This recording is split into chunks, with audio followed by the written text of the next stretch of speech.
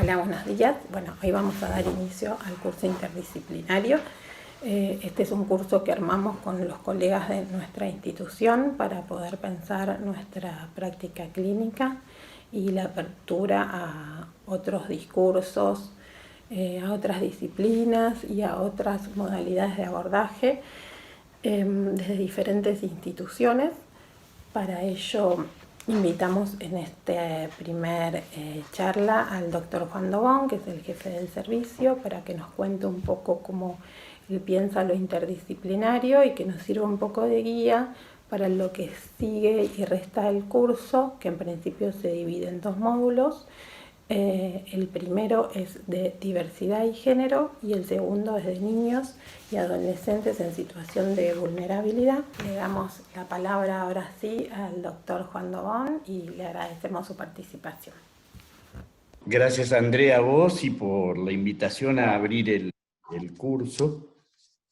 La idea de este espacio se fue gestando el año pasado. Ya venía de antes, pero se formalizó en tratar de preservar. Nuestra clínica está muy atravesada por la lógica de ese binario psiquiatría y psicoanálisis. Tenemos un espacio común, que es el histórico pase de consultorios externos, y se empezó a pensar la posibilidad de armar un espacio ligado a la clínica psicoanalítica, otro espacio ligado a la psiquiatría, y este tercer espacio, que es un espacio que tenemos que empezar a construir, y eso es parte del problema de la interdisciplina. Es un desafío que nos llama a construir un espacio con sujetos también a construir. No está hecho de sujetos del deseo excluyentemente, ni de sujetos de derechos excluyentemente. Confluyen personas, confluyen problemas, dispositivos, y en esa diversidad empieza a construirse un espacio diferente. El problema es que en ese espacio podemos apuntar a abrir algunas preguntas antes de darlo por iniciado. ¿De qué está hecho ese espacio? Ese espacio yo lo pienso como un intervalo. Desde el campo analítico se puede pensar como el intervalo entre dos.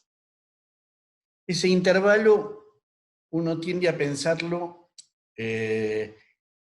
como un lugar donde no hay nada, cuando en realidad el intervalo per se, tanto en la clínica analítica como en la música, como en todas las disciplinas, en la gramática, es el intervalo el lugar del silencio. Es el intervalo el lugar de un vacío. Es el lugar donde no hay. Y sobre ese no hay, que resulta insoportable, la invitación es a construir. Hay un lugar que surge casi míticamente, que podríamos decir es el origen del intervalo.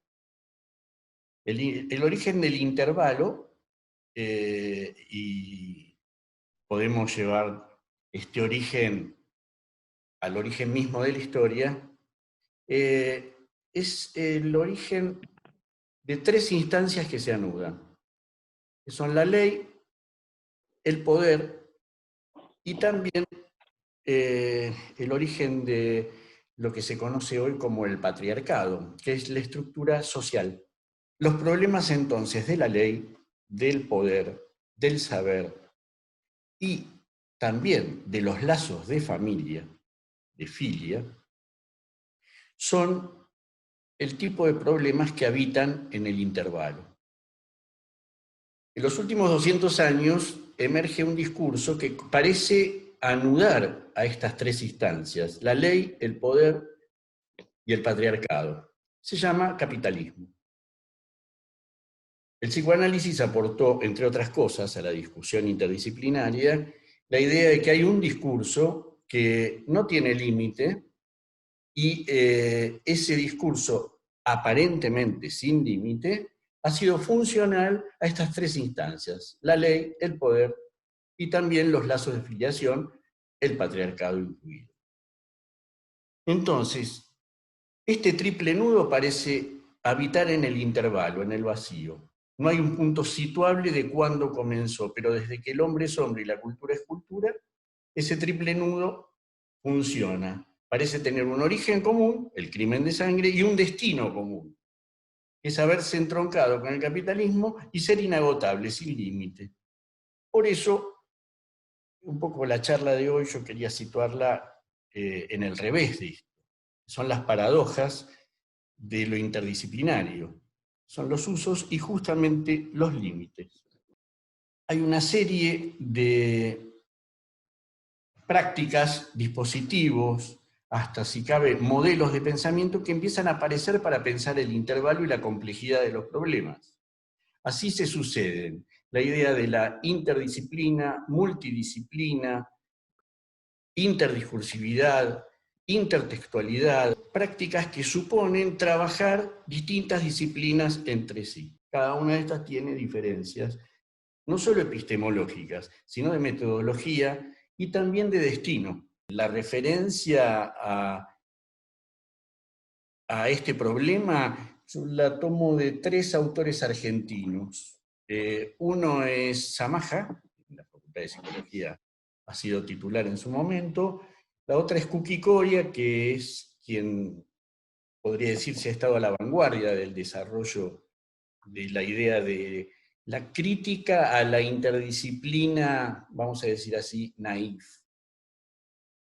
Y por último, Klimovsky, que en su libro Desventuras del pensamiento científico, en su primer capítulo demuestra, y le da un lugar al psicoanálisis, es interesantísimo, demuestra que hay distintas metodologías en el pensamiento científico, que el pensamiento científico no es solo, o no se rige solamente por el método inductivo-deductivo o estadístico, sino que hay otros métodos, como por ejemplo el conjetural, método que emplea disciplinas tan dispares como el psicoanálisis,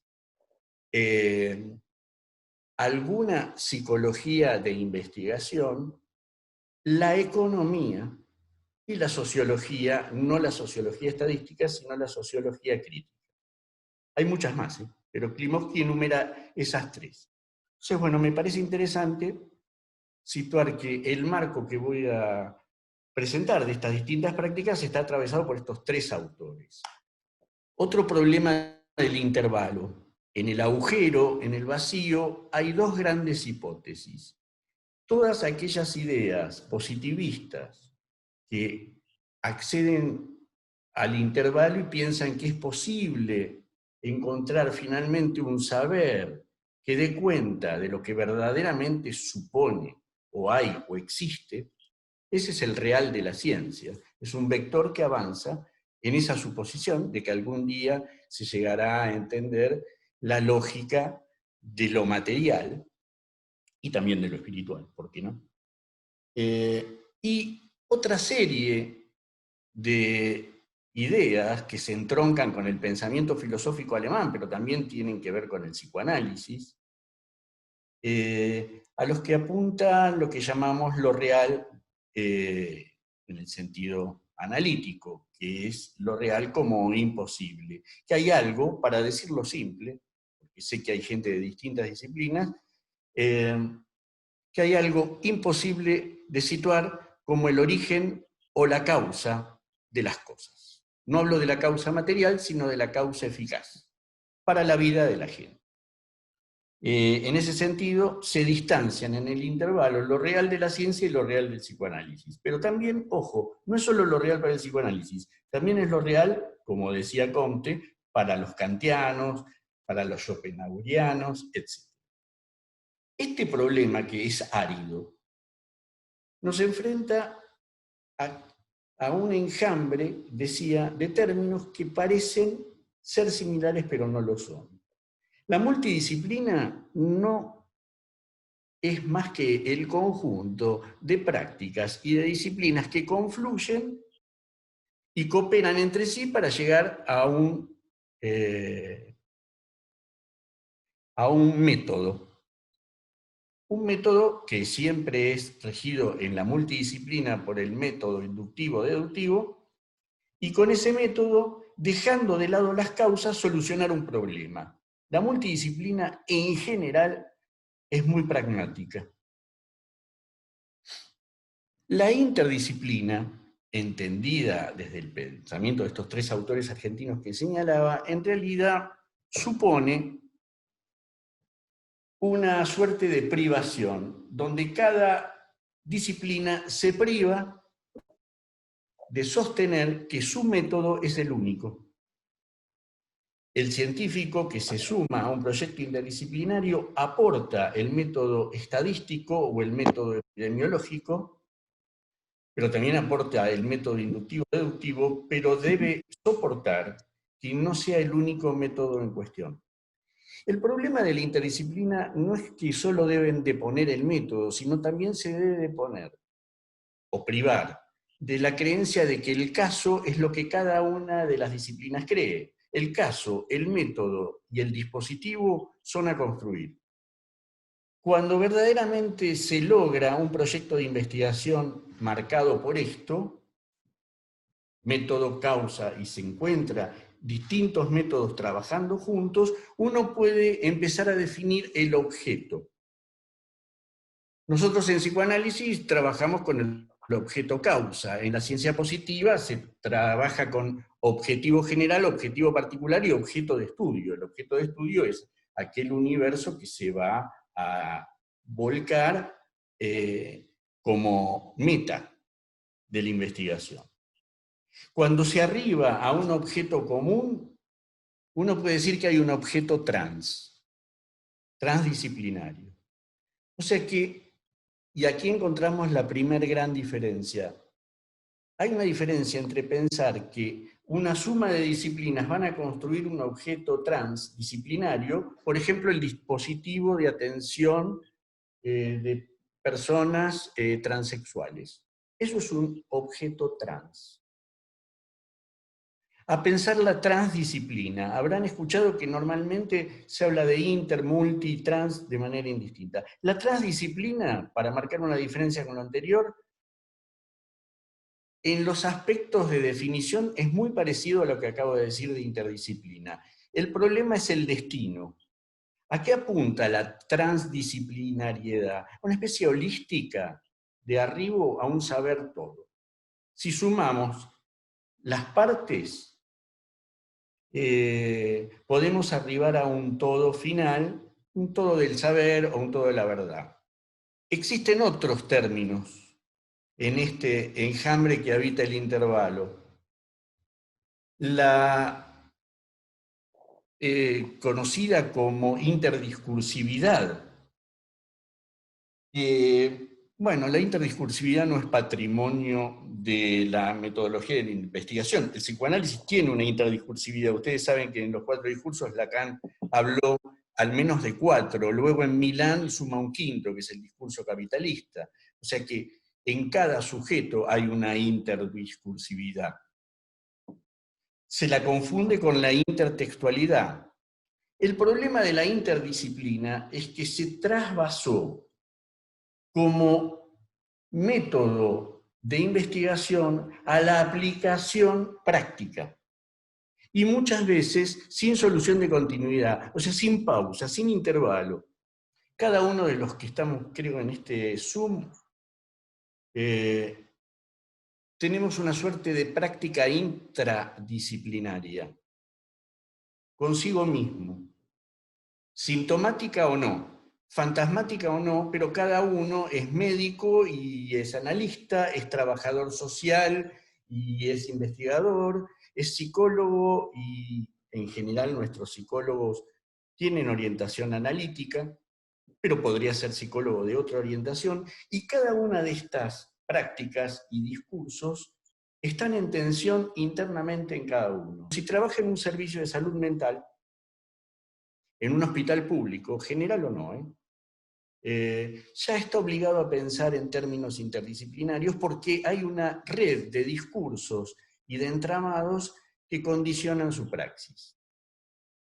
El problema, y esto lo dejo a la hora de discutir o de intercambiar, es si esta suerte de relación intradisciplinaria necesariamente opera en un equipo a la hora de atender un caso.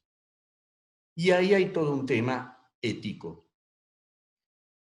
Un problema que nos aporta, problema no, una idea que nos aporta la interdisciplina es que no hay una sola ética tampoco. A la hora de atender un caso, es bueno el debate ético. Ustedes dirán, bueno, pero esto es muy metafísico, ¿cómo se piensa? Bueno, se piensa simplemente en una pregunta que trae problemas a lo interdisciplinario, que es, ¿cuál es el agente? ¿Quién es el agente de lo interdisciplinario? Si uno lo dijera de pasillo es, bueno, ¿el paciente de quién es? Bueno, de un equipo tratante interdisciplinario. Bueno, ahí comienzan las cuestiones interesantes. Pensar cuál es el agente de ese discurso, pensar quién dirige un tratamiento, o que coexistan, y esta es una posición personal, yo creo que es posible la coexistencia, compleja pero es posible, de tratamientos singulares, individuales, con prácticas y dispositivos interdisciplinarios.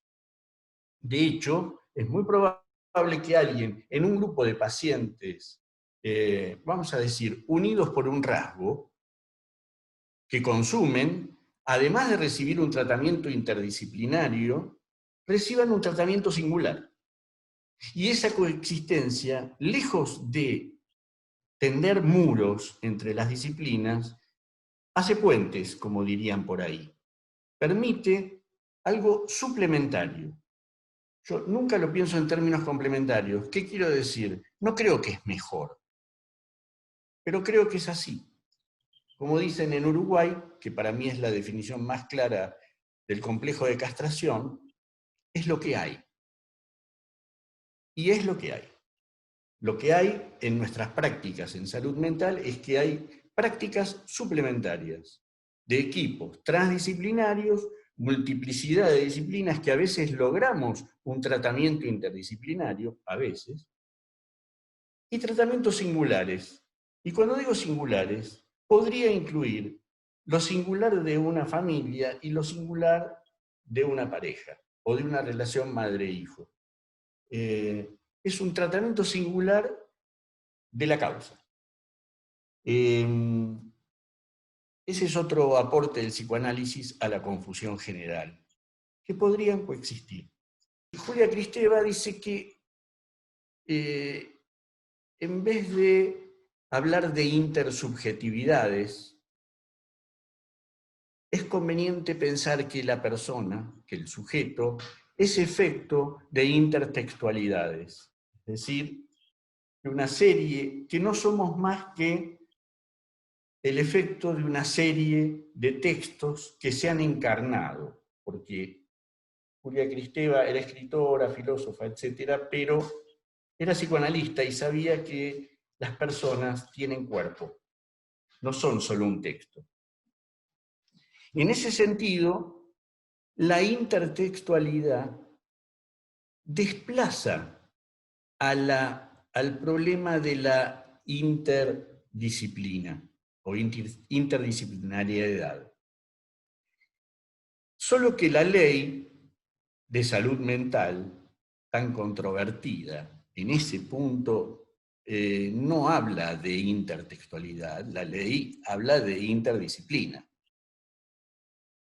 Yo creo que la intertextualidad enriquece la discusión de pensar cómo es un tratamiento interdisciplinario, porque nos aporta algo clave, que es cuál es el agente.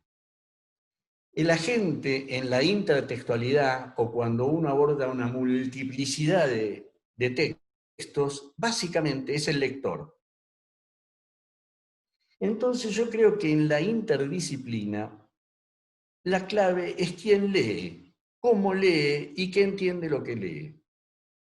Como el lector entienda lo que es un síntoma, dirigirá los cañones apuntando a cómo abordar ese síntoma. Como el lector entienda que es un dispositivo o que es un problema, ese agente se transformará en el agente que intervenga u opere sobre el problema. El analista, sabemos, lo repetimos, es al menos dos. Uno cuando actúa y otro cuando piensa, y piensa ante sí y ante otros, su acto. Esto lo dice Lacan en el Seminario 3, es una cita que solemos referir. Cuando actúa, es un lector. El acto analítico es un acto de lectura, pero es una lectura advertida de que no hay un saber a priori, mucho menos un modelo o un modo, o lo que llamamos una cura, tipo, que nos permita una lectura definida. Hay una suma de textos que se ponen en juego cuando el analista piensa su acto ante otros. El relato del caso, los textos que el supervisor señala, una referencia a una cita bibliográfica o cinematográfica, esa intertextualidad que se arma en una supervisión. Bien. En ese sentido, me parece que es un desafío pensar este problema del lector, porque hay órdenes de la gente diferente. El acto de leer básicamente es un acto de leer y de apropiarse, pero el agente, el lector, está solo. Este espacio tiene, a mi criterio, justamente un valor singular, que es tratar de cuestionar algo que viene del pensamiento científico, es clave en las investigaciones interdisciplinarias, o en la interdisciplina como investigación, pero es, no digo objetable, necesario una pausa y pensar su aplicación directa. Es el problema que yo llamo o protocolos o criterios. Los algoritmos, los protocolos, los criterios hechos protocolo son inherentes a los proyectos de investigación. Pero en la clínica, los algoritmos, los protocolos, los criterios de investigación o los criterios de intervención son plausibles, son necesarios, enmarcan, dan pautas, pero hay un punto, justamente en el término criterio, que es necesario desandar. El criterio protocolar es pautado. El criterio que nos interesa como agentes y como lectores es lo que llamamos el juicio crítico. En el juicio crítico, el sujeto está solo, como en el acto analítico, que decíamos hace un rato, está solo frente a su acto y a las consecuencias de su acto. O sea que el sentido común en psicoanálisis no puede tomarse como una pauta no solo de intervención, sino de trabajo con otros. Ustedes dirán, ¿por qué se pone a hablar de esto si estamos hablando de inter? Bueno, este es otro de los aportes al trasvasamiento de un proyecto de investigación a dispositivos de intervención. En un dispositivo intertextual o interdisciplinario, como cada uno guste llamar, no estamos buscando un sentido común de intervención, ni siquiera un criterio homogéneo. Simplemente intentamos recuperar esta idea de que es la ética de cada una de las disciplinas lo que orienta el juicio crítico de la gente. Bueno, estas son algunas ideas como para empezar a pensar los dispositivos y las intervenciones interdisciplinarias. Por supuesto que casi más que ideas son títulos, pero me parece que pueden armar un campo nuevo y la posibilidad de empezar a hacer intertextualidad en esos espacios, en este espacio, con los invitados, una intertextualidad que enriquezca al trabajo en común, pero también que nos nutra en las distintas disciplinas, como psiquiatras, como psicólogos, como analistas, como trabajadores sociales. Bien, hasta ahí es un poco la idea que quería presentar. Me resultó muy interesante cuando te preguntabas por el agente de la interdisciplina y también por el carácter del inter en sí, el intervalo. Me parece que es interesante porque el intervalo se escapa a cualquier tipo de determinación ontológica y por lo tanto sería muy lógico poder proponer, como vos lo proponés, que el intervalo o el inter queda situado en una dimensión ética. En tal sentido, esa ética que tiene múltiples nombres, o se puede decir de muchas maneras, como vos decías, nos remite a distintos planos en el ámbito de la clínica. Un plano que tiene que ver con el plano de gestión, inevitable en la clínica, que está más del lado de lo legal, la ley, las normativas, los protocolos, quizás hasta los dogmas, las doctrinas. Ese punto que me parece que sí tiene la verdadera textura de una disciplina en el sentido de lo que tiene que ver con ese ámbito del discípulo o la faceta disciplinaria, es un punto en que está dominado por un sujeto o una clase de agente que tiene que ver con el sujeto de plena connotación de sujeto racional. Esa plena connotación de sujeto racional enmarca una direccionalidad de la acción en función de la presuposición del sujeto y en dirección a una cuestión que tiene que ver con un marcado tono de ideal. Hay un autor, Habermas, él proponía la dimensión de una ética que llamó ética del discurso. En esa ética del discurso, el carácter que subrayaba Habermas era que había una posibilidad de acuerdo. Él sostenía la dimensión del sujeto en términos intersubjetivos y que, en definitiva, a lo largo de una serie de discusiones se podría llegar a un acuerdo. Eso domina hoy en día la lógica de los comités de ética. Y en ese punto hay un sostenimiento de algo que tiene que ver con la posibilidad de llegar a un discurso único. Sin embargo, cuando no hay acuerdo siempre hay tensión. Hay tensión de polos opuestos, contrapuestos. El acuerdo siempre es parte de la ficción, de la construcción de otro discurso. Lo que uno se pregunta es, ¿dónde está el autor? Como vos decís, ¿no? El agente. ¿Dónde está el autor verdaderamente del acto responsable que tiene que ver con el criterio del sujeto que toma una decisión en relación a la clínica? Trabajo en un equipo interdisciplinario y en esto de la intertextualidad a veces sucede que no necesariamente estamos las tres personas entrevistando a una persona que viene, pero siempre están presentes los tres discursos. A veces estoy yo sola, estoy en una entrevista, pero con el correr del tiempo me doy cuenta que también está el discurso de las otras disciplinas, por más de que la entrevista, el agente de la entrevista sea yo, digamos. Como hay, no sé, como en el trabajo propio de uno como profesional también se van como mezclando esos discursos con los que uno trabaja y los que uno va incorporando, y se amplía un poco el panorama, o se amplía un poco la escucha que uno tiene, se complejiza bastante más, lo cual es difícil también, en algún punto. Sería todo más simple si fuera solo mi disciplina.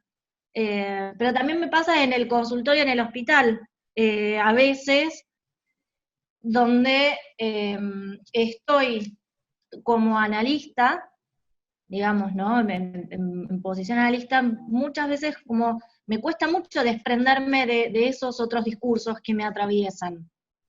¿Se entiende? A veces el límite más difuso es el del trabajo social, en algún punto.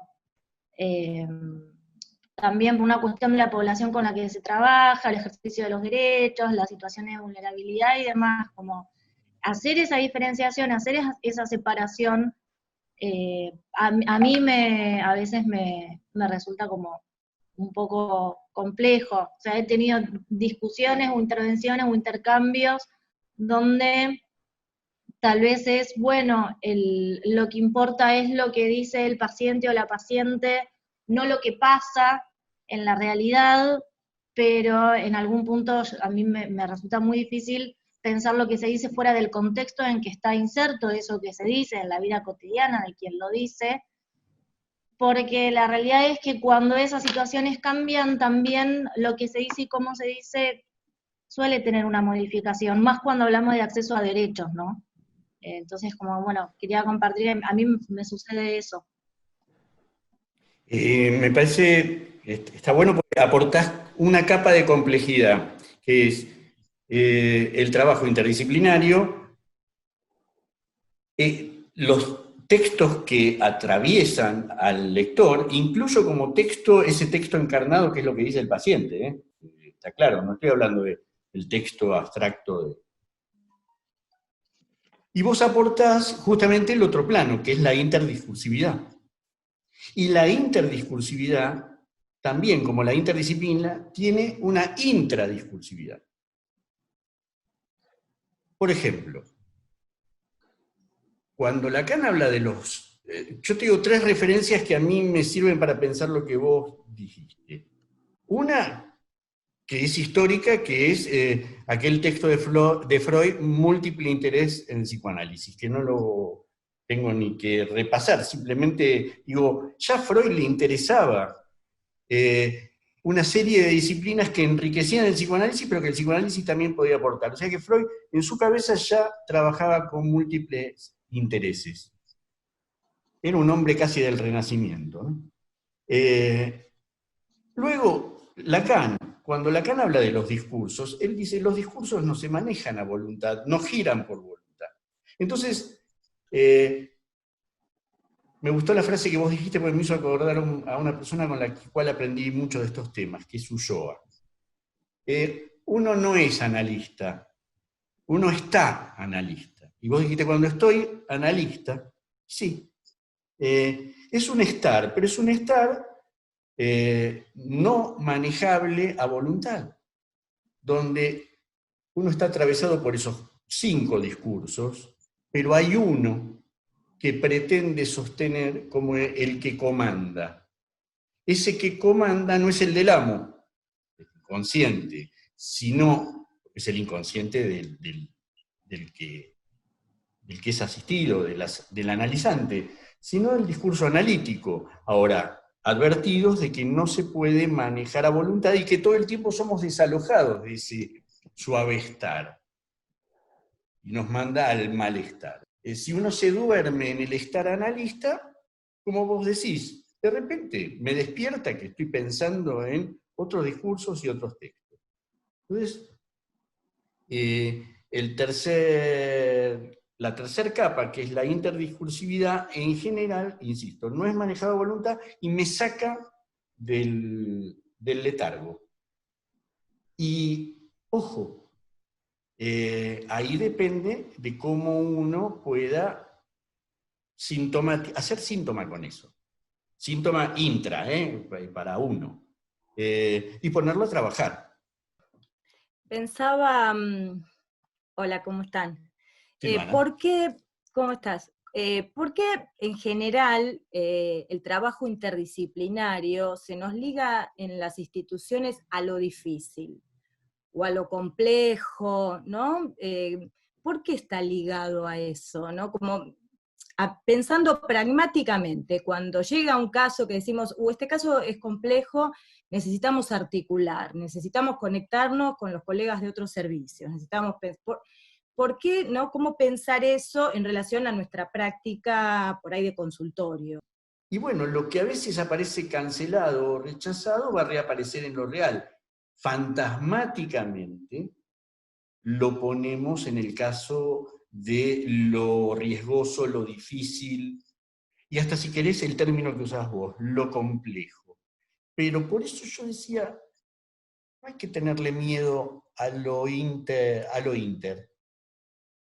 porque todo el tiempo como decía Guadalupe recién, intradisciplinariamente nos atraviesan discursos, textos, división subjetiva. Pero creo que es algo más fantasmático que una cualidad del fenómeno que alojamos. Las personas que podemos trabajar también con el arte y el psicoanálisis, a mí se me arma todo el tiempo como este entrecruzamiento. Aclarar un poquito esto del acto creador ahí. El acto creador es un discurso, yo no sé si uno lo puede homologar a una disciplina más del campo de la salud mental, a menos, como en el arte terapia, práctica que hasta lo que hemos intercambiado sé que te interesa, el sentido de la aplicación del acto creador tenga un destino o un fin o una meta terapéutica. Me parece bárbaro. Ahora, el acto creador en sí no necesariamente, por suerte, es terapéutico para quien lo sostiene. Pero hay veces que, aplicado con una lógica de lectura, ese mismo acto creador puede tener un destino de lazo social, por ejemplo. Hacer una obra que circule, desprenderse, aprender a perder, soportar la pérdida. Bueno, esas son analogías del acto creador. Me parecía que a veces, más que el caso difícil, lo difícil es para quienes intervenimos, y por ahí esta práctica de la soledad común, como vos citabas, bueno, sea una práctica apropiada para las instituciones y para esta época donde pareciera que estamos interviniendo como en la urgencia, en la demanda, en ese real, ¿no?, que nos desborda. Digo, hay algo del intervalo que es necesario pensar en nosotros como agentes de la salud y como estares analistas, ¿no? Algo de esto. El dispositivo, dice Agamben, que él lo toma de Foucault. Foucault dice, en microfísica del poder, un dispositivo es toda estrategia ligada a preservar el poder. Es así. Pero Agamben dice, llamo dispositivo a todo invento, creación, producción de logos sobre la cosa. ¿Qué quiere decir? Que un dispositivo puede ser una institución, una ley, una disposición, un invento, un objeto técnico. El cigarrillo es un dispositivo que genera fumadores. Y ahí viene el segundo punto del dispositivo. El dispositivo genera sujetos y subjetividades. El dispositivo analítico genera o produce o provoca analizante. El dispositivo carcelario provoca presos. Y el dispositivo hospitalario provoca, entre comillas, paciente. El tema es cuando uno, dentro de un dispositivo, arma otro. Y ahí estamos en el intervalo metiendo un nuevo nombre que se me está ocurriendo en este momento, que es el interdispositivo. Siempre en el intervalo se puede inventar algo. En el dispositivo de salud mental en un hospital público, hace 30 o 40 años, alguien, siempre se sitúa en distintos personajes de la historia, como el que primero llevó el psicoanálisis al hospital. Lo importante es que hace 30 o 40 años alguien dijo, sí, esto se puede llevar, pero Freud ya lo había dicho en El porvenir de una ilusión, hablando de Ferenczi, ¿no? Entonces dice, un dispositivo dentro de otro dispositivo. Entonces crea un sujeto dentro de otra subjetividad. Bueno, eso estamos. Por eso un espacio así me parece una linda provocación.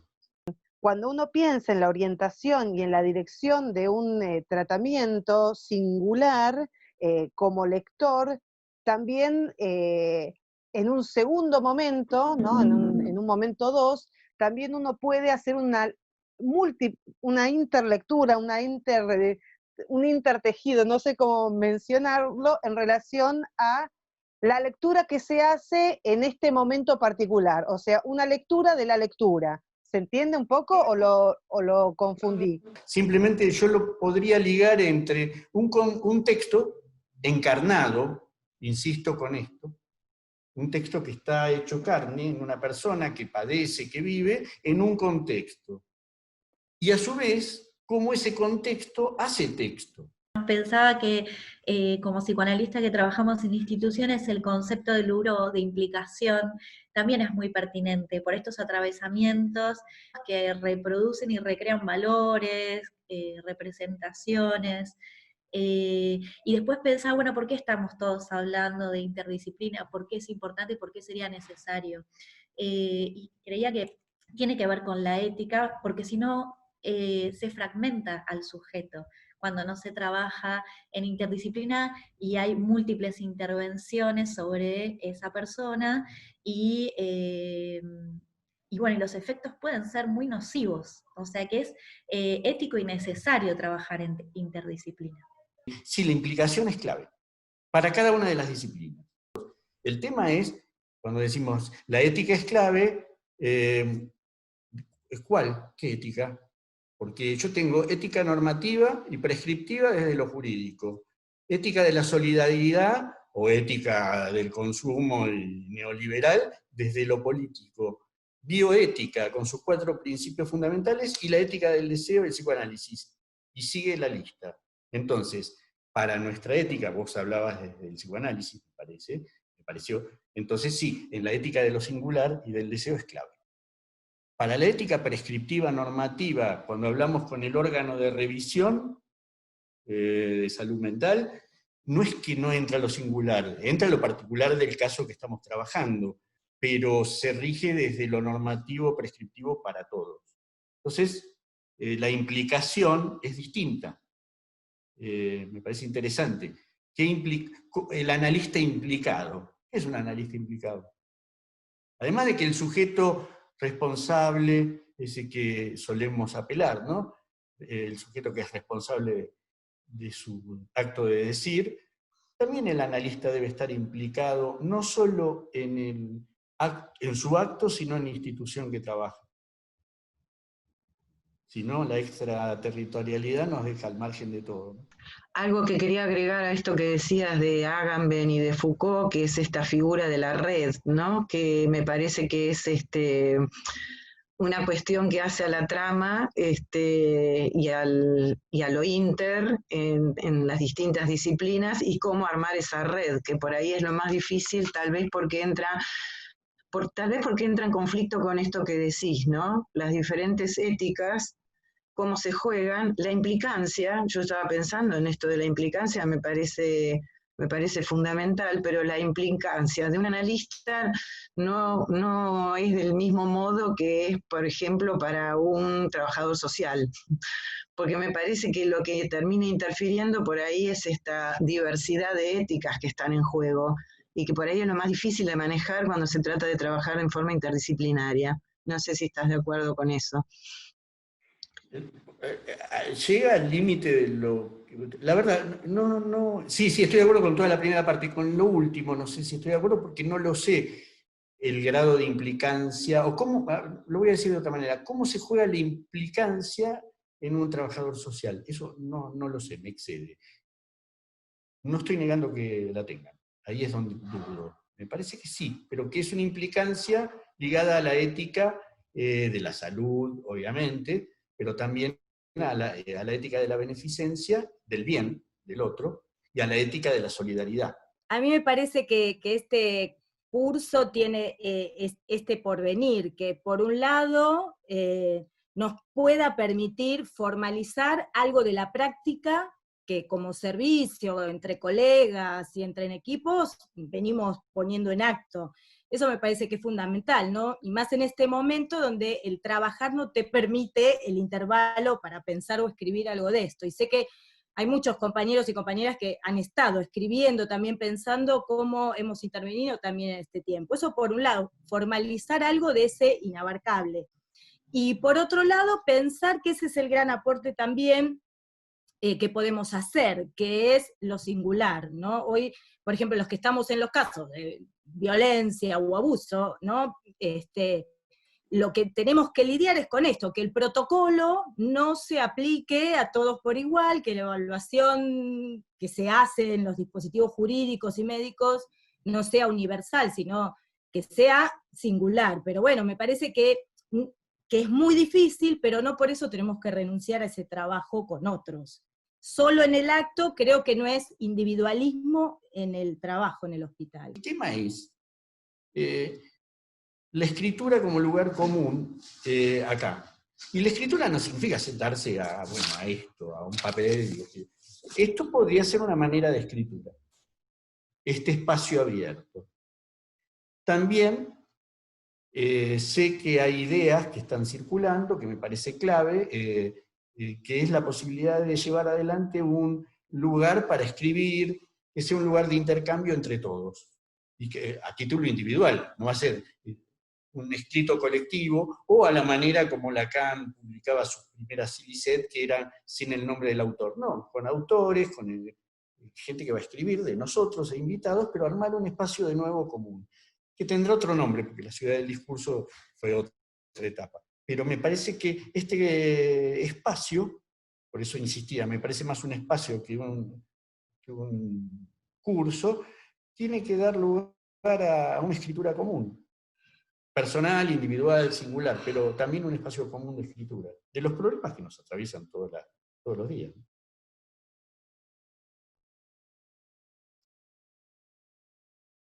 Bien.